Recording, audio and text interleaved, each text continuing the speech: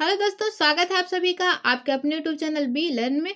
दोस्तों, आज के इस वीडियो में हम पढ़ने वाले हैं समतल दर्पण में प्रतिबिंब बनना, प्लेन मिरर में इमेज का फॉर्मेशन। दोस्तों, हम अपना प्रतिबिंब प्रकाश के परावर्तन के कारण ही देख पाते हैं। फॉर एग्जाम्पल, हम आईने में अपनी इमेज परावर्तन की घटना के कारण ही देख पाते हैं। आइए इसे विस्तार पूर्वक जानते हैं।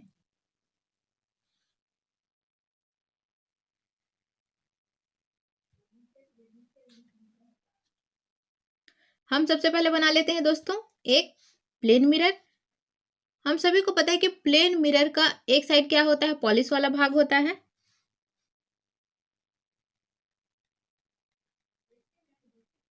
और दूसरा वाला भाग होता है परावर्तक सतह। अब इसमें हम मुख्य अक्ष खींचते हैं। दोस्तों, जब भी आप मुख्य अक्ष खींचेंगे तो ध्यान रखिएगा, मुख्य अक्ष परावर्तक सतह का हमेशा सेंटर पॉइंट होता है। तो आइए हम मुख्य अक्ष खींचते हैं।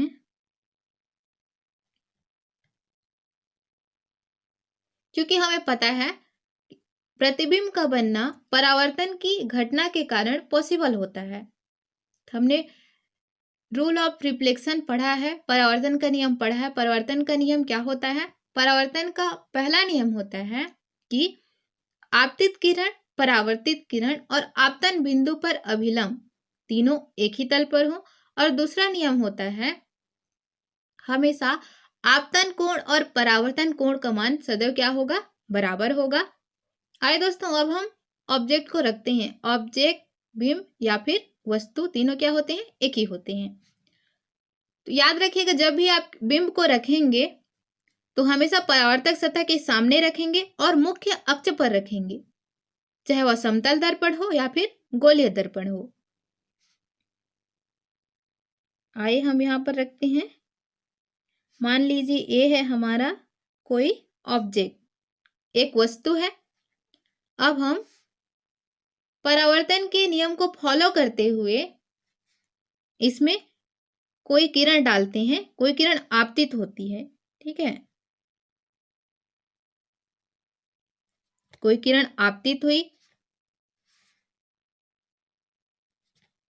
तो यहां पर बना आपतन कोण। ये हो गया हमारा आपतन बिंदु। आपतन बिंदु से प्रकाश किरण परावर्तित होकर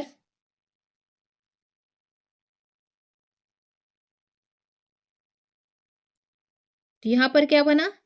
यहां पर बना, ये हो गया दोस्तों आपतन कोण और ये हो गया हमारा परावर्तन कोण। हमने परावर्तन का नियम पढ़ रखा है, तो परावर्तन का नियम क्या कहता है? आपतन कोण और परावर्तन कोण हमेशा क्या होंगे? इक्वल होंगे।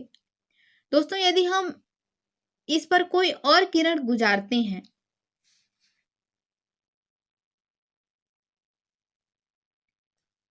तो चूंकि यह क्या है?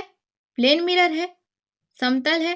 परावर्तक सतह क्या है? समतल है, समतल दर्पण है। इसीलिए जब कोई प्रकाश किरण समांतर रेखा में गति करती है तो परावर्तित होकर वह उसी दिशा में पुनः वापस लौट आएगी। दोस्तों, हमेशा याद रखिएगा, चूंकि यह प्लेन मिरर है, समतल दर्पण है, इसीलिए यदि हम कोई समांतर रेखा, देखिए कोई प्रकाश की किरण है, समांतर रेखा में गति कर रही है, ठीक है, तो उसी दिशा में रिफ्लेक्ट होकर, परावर्तित होकर क्या कर रही है? उसी दिशा में पुनः वापस लौट आ रही है। दोस्तों, यदि यह गोलीय दर्पण होता तो उसके लिए अलग रूल होता है। यही छोटी छोटी बातें होती हैं जो हमें ध्यान देने की आवश्यकता होती है और क्वेश्चन इन्हीं सबसे अराइज होते हैं। क्योंकि यह प्लेन मिरर है तो कोई प्रकाश किरण यदि है समांतर रेखा में गति करती है तो उसी रेखा में, उसी दिशा में क्या होते हैं? पुनः परावर्तित होकर लौट जाती हैं। लेकिन यहीं पर यदि गोलीय दर्पण होता तो गोलीय दर्पण में क्या होता? गोलीय दर्पण यदि समांतर रेखा में कोई प्रकाश की किरण गति करती है तो वह फोकस से होकर गुजरती है। यहाँ पर मान लीजिए फोकस होता तो वह फोकस से यहाँ पर होकर गुजरती। तो ध्यान रखिएगा, चूंकि यह प्लेन मिरर है तो यह सीधी रेखा में गई और परावर्तित होकर प्रकाश की किरण सीधी रेखा में ही पुनः लौट आई। दोस्तों, ये क्या है? परावर्तक सतह है, और दूसरा साइड क्या है, पॉलिश वाला भाग है। तो प्रकाश की किरण इस साइड तो नहीं जाएंगे, लेकिन हम सभी को पता है कि जब हम आईना देखते हैं तो हमें ऐसा प्रतीत होता है कि आईने के अंदर हमारा प्रतिबिंब है, जबकि ऐसा नहीं होता है, यह हमें आभास होता है। तो यह एक आभासी प्रतिबिंब है। ऐसा क्यों होता है, आइए हम इसे जानते हैं। दोस्तों, यदि हम इस रेखा को आगे खींचे, मीन्स इस किरण को आगे लेकर जाएं, कल्पना करें, काल्पनिक एक रेखा खींचे, प्रकाश आरेख खींचे, तो आइए देखते हैं प्रकाश आरेख खींचेंगे तो क्या होगा।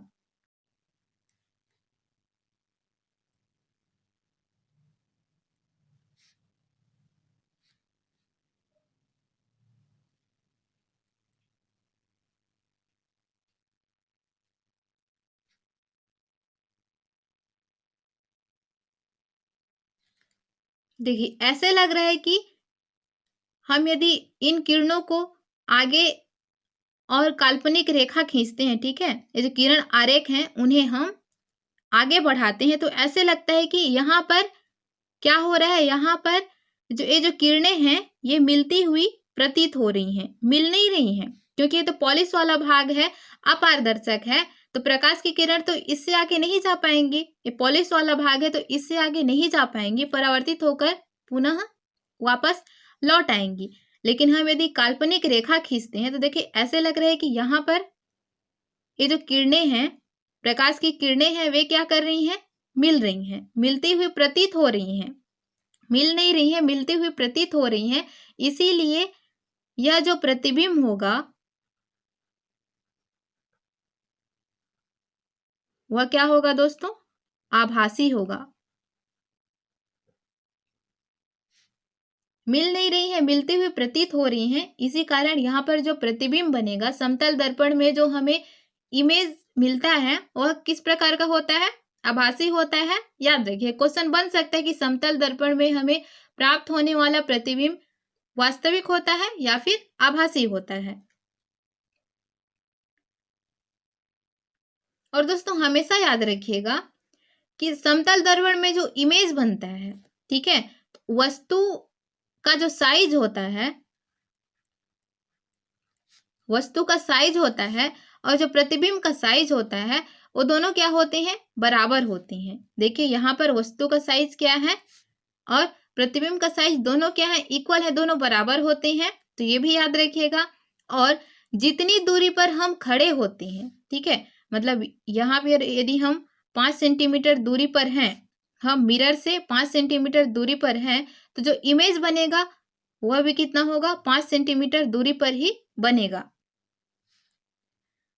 तो हमने क्या सीखा कि जो समतल दर्पण होता है उसमें वस्तु का जो साइज होता है वह क्या होता है, बराबर होता है। और वस्तु की दूरी, मिरर से वस्तु की दूरी और प्रतिबिंब की दूरी दोनों क्या होती है, बराबर होती है। मीन्स हम यदि खड़े हैं 5 सेंटीमीटर की दूरी पर, तो हमारा इमेज भी हमें कैसा प्रतीत होगा कि 5 सेंटीमीटर दूरी पर बना हुआ है इमेज। समतल दर्पण में जो प्रतिबिंब बनता है वह किस प्रकार का होता है, आभासी होता है। और दोस्तों, हमेशा याद रखिएगा, समतल दर्पण पर वस्तु का प्रतिबिंब हमेशा सीधा बनता है। सीधा कहने का मतलब है, मान लीजिए यहाँ पर कोई व्यक्ति है,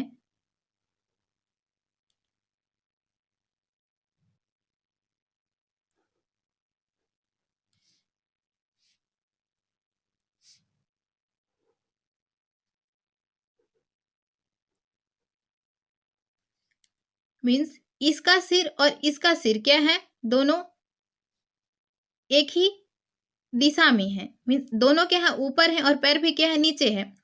उल्टा कहने का मतलब क्या होगा कि देखिए यहाँ पर इसका सिर ऊपर है, तो उल्टा हम यदि कहते तो प्रतिबिंब कुछ इस प्रकार बनता, मतलब सिर यहाँ पर नीचे है और पैर ऊपर है, और जो वस्तु है, बिंब है, उसका सिर यहाँ पर ऊपर है और पैर नीचे है। तो याद रखिएगा, उल्टा कहने से उलट जाता है। ठीक है, वस्तु क्या होता है, उलट जाता है। दोस्तों समतल दर्पण में प्रतिबिंब जो होता है वो पार्श्व परिवर्तित होता है। पार्श्व परिवर्तन का अर्थ है किसी वस्तु की तुलना में दर्पण में प्रतिबिंब बाएं और दाएं का उल्टा दिखाई देना।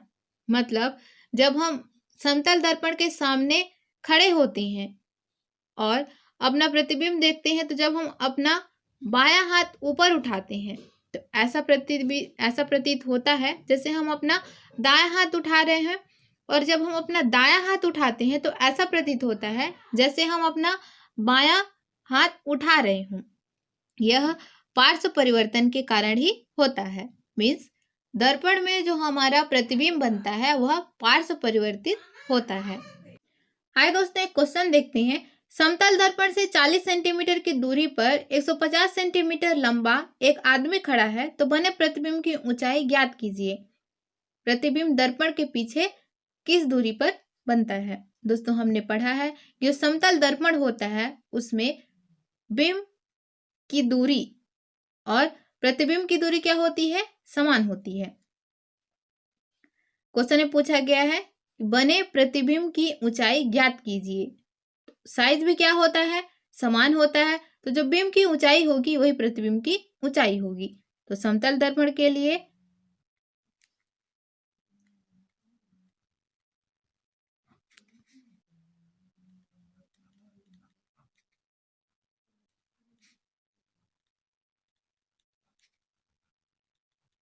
बिंब की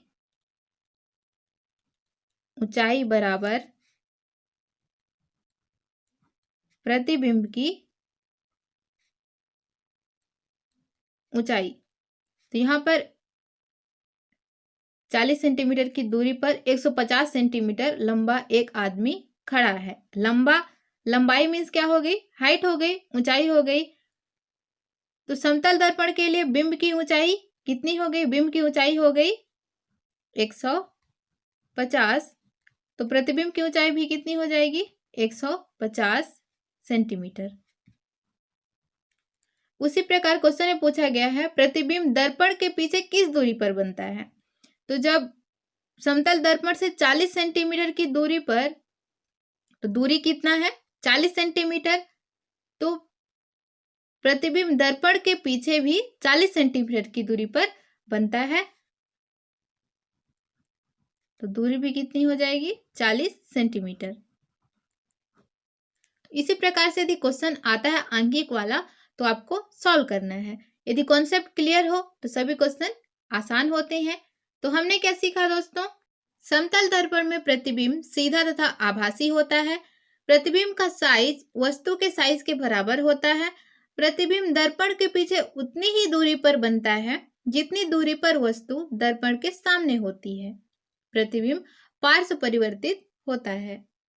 नेक्स्ट वीडियो में हम पढ़ने वाले हैं दोस्तों गोलीय दर्पण के बारे में। तो मिलते हैं नेक्स्ट वीडियो में। Thank you so much for watching this video.